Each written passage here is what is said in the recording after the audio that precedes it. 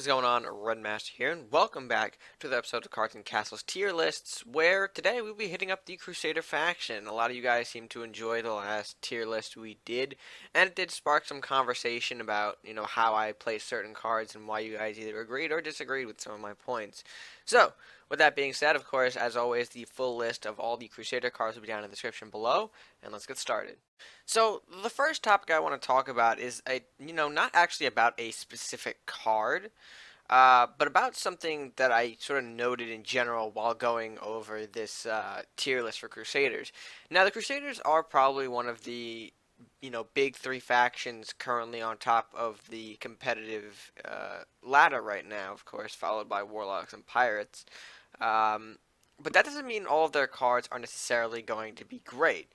You'll notice that a lot of some of these cards are actually ranked C's and B's, generally because I feel like they don't add a lot of diversity. Like they can't really add a lot of diversity to different decks. I mean, for example, I marked Dwarf Paladin as a C, but you do find him, here and there in some decks.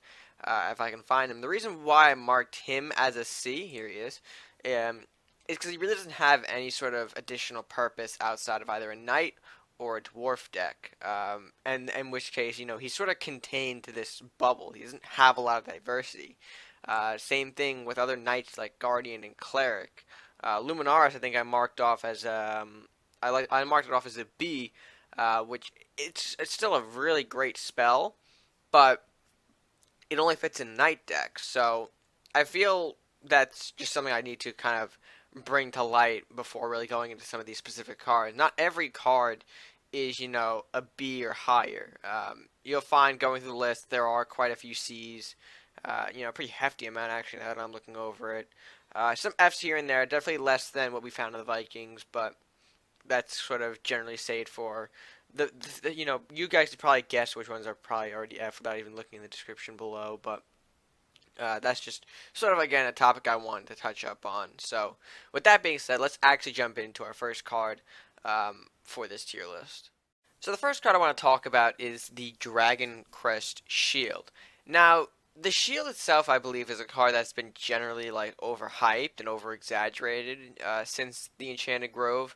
I find that it doesn't really do a whole lot, when actually compared in gameplay. I mean, some people get uses out of it, and I can respect that if you do use Dragon Crest Shield, and if you do get, a solid, 2 or 3 cards out of it, then you've used Dragon Crest Shield successfully. However, I don't really feel that all decks do that, or at least all, when it's being used, it doesn't really fulfill that same purpose. Usually you might have at least one card drawn, but usually with the armor 2 thrown onto a unit, people kind of just recalculate, alright, I need some additional attack, or I can already kill you anyway, you're just getting a card. And so, just to throw out that 2 armor and draw, I really don't find it to be an effective card, whatsoever. I personally don't include it in my Crusader decks. I know other people do, though. I think normally these kind of cards, of course, are meant to protect either your big guys or to get you a few extra cards, but I really don't see the appeal to using this card. I don't, and I mean, some of you are probably going to disagree with me on this one, which is, of course, fine. I'm willing to see your point of view on it, but to me, I just find it a lot, overhyped a lot, and, pairing that with the fact that when I see it in action, it's kind of played incorrectly or poorly, it just doesn't really justify giving it any sort of further tier than a B, which I think is what I actually marked it off of. Let me just double check that. I'm going through here. Where is it? Yeah, I marked it off as a B, but I really don't think it deserves sort of any higher, despite it seeing more uses on the field than some of these other cards.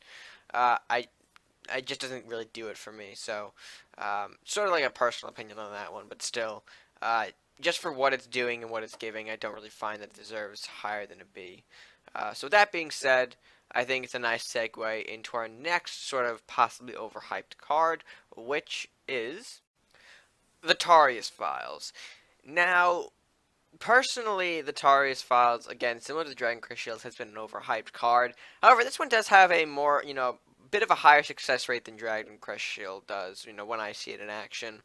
It's one of those cards that can really just be easily avoided. I mean, the two cards that you get from it that, of course, have the cost reduction are nice to have, but I feel like it's just so easy to avoid having to destroy this, especially when your opponent doesn't really run Flamestorm. I mean, if you're running Taurus Files, you're most likely running Flamestorm with it, knowing that, alright, maybe my thing's not going to get killed off that easily, so I gotta kind of make sure it gets killed somehow. And that's why Flamestorm has become a more popular card. Just because people are throwing in the Taurus Files, they have to throw in the Flamestorm to compensate for the fact that they are not really, they can't rely on the Taurus Files being destroyed by the opponent. They kind of have to either do it themselves or just get lucky in the fact that someone hit the wrong button maybe, or had to destroy it off of correct placement. But I mean, other than that, I just, it's again an overhyped card, which doesn't really, it doesn't, for me, it's not doing a whole lot. Again, similar to Dragon Quest Shield, I actually did give this one a B, but I really don't feel like it deserves to go any higher. I mean, people are gonna argue maybe that it deserves an A, just because of how successful. It's more successful than Dragon Quest Shield, as I mentioned, but it still doesn't really do a whole lot um, when you're actually just looking at it. It's drawing two cards. I can easily throw in a Divine Knowledge and have the same results. I mean, sure, I won't get the cost reduction, but it's only by one. If the cost reduction was a bit more, say maybe two, then I might reconsider this card. Having that discounted by two, more of an impact than only one. Um, but again, until that happens, I just don't really see the Taurus Files being an A ranked or S ranked card. I find, the B tier is a nice place to sit at. It's an average card. It's an average drawing tool. So, with that being said, I think it's a good segue into our next card, which might surprise some of you, but it is going to be The Last Stand. Now, The Last Stand, it's sort of, this one isn't really overhyped or overused on the ladder, but I feel like for what it does, it just doesn't seem worth it. When you're, okay, so let me just backtrack a bit on this one, because I know some of you are probably confused about why this got an F ranking. Um, and I'm gonna, let's just get right into it. I feel like for what you're putting into it, it doesn't feel worth it. Giving a damage unit +1, +2, and resolve. Now, the resolve is a good point. It kind of saves this card a little. Well, it doesn't really save this card at all, or else it would have gotten a C. But it doesn't. The resolve is a decent touch to add in, to compensate for how much you're putting into this card. But to give a damage unit, think about that damaged unit. So your unit has to have already taken, and it could be just slight damage that you're taking, which is probably, maybe like a one attack. If your guy traded with a lumberjack and then killed all, actually got last stand, excuse me, then you might have successfully used last stand. But damaged, that could be a whole lot more, especially with the territory. I mean, 3 gold, you might start to see some bigger boys like Southport, like Southport's not really a big boy, but his repost damage. Witch Doctor, you could be seeing. Arctic Explorer, that's when you're taking 3 damage. So, I mean, the list can go on here, but I'm trying to get at, you might be taking more damage than it's worth sort of putting into this card, and you're essentially holding a buff spell in your hand for the majority of the game because you cannot find a perfect opportunity to throw out this buff. And even then, a +1, +2 can probably get it maybe like one more hit off on another unit, or, save him from being burned, just by one maybe. But again, the resolve is somewhat of a, decent touch to it. It does prevent it from dying completely, so the buff is totally not wasted.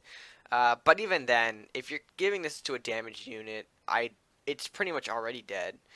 Not to really be mean about that, but with the gold range that this starts to creep into, this is where you might consider the mid game to kind of start or to pick up at.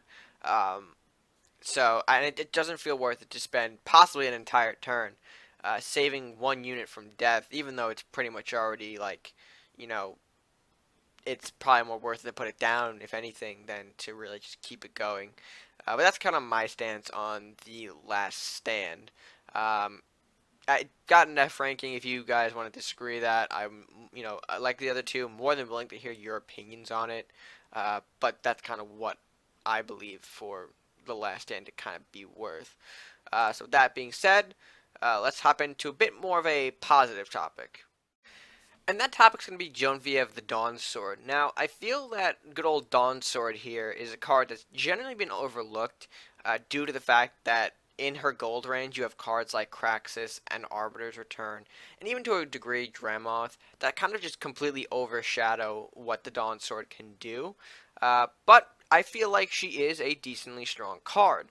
Now, the Dawn Sword is, of course, a 7 gold where you can get a 3/6, considering that you have the armor 3. So if your Genevieve does get hit, the armor will regenerate at least 3 of that kind of health, if you will, back.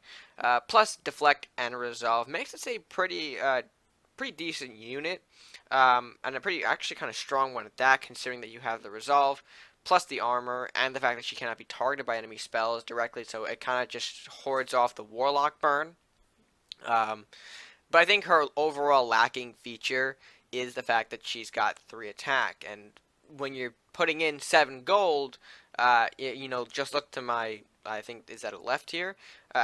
That's Frog Prince, which has a 5 attack, which kind of just shows that Genevieve,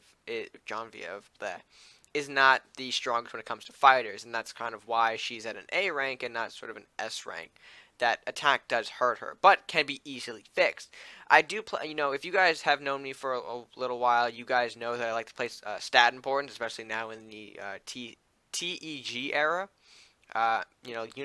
Unit stat lines have become a lot more, have been a lot closer, which, gives more importance on armory and blacksmith. So her attack, which can be, go from a 3, can instantly be brought up to a 5 very easily if you're playing blacksmith and armories throughout your game.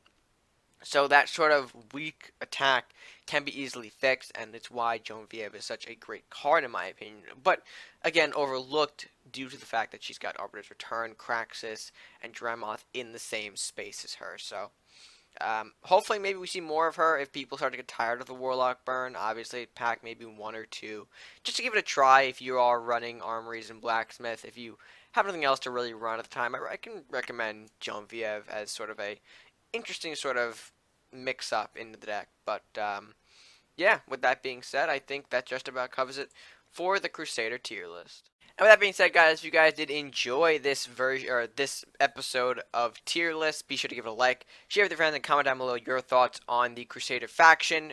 Do you agree with my list on the tiers? Do you not? And if I should start incorporating an overall faction rating. I was thinking about doing that for the Vikings, however, it kind of slipped my mind. If you guys do want to see an overall faction ranking, I'll add them to the descriptions below, and moving forward, I'll start to do that as well. But yeah, while you're down there making your comments as well, be sure to hit that subscribe button. Help show your support to the channel. Help us grow all by clicking that subscribe button at no additional cost to you. So, with that being said, guys, that's all from me for now. So until next time, stay gaming.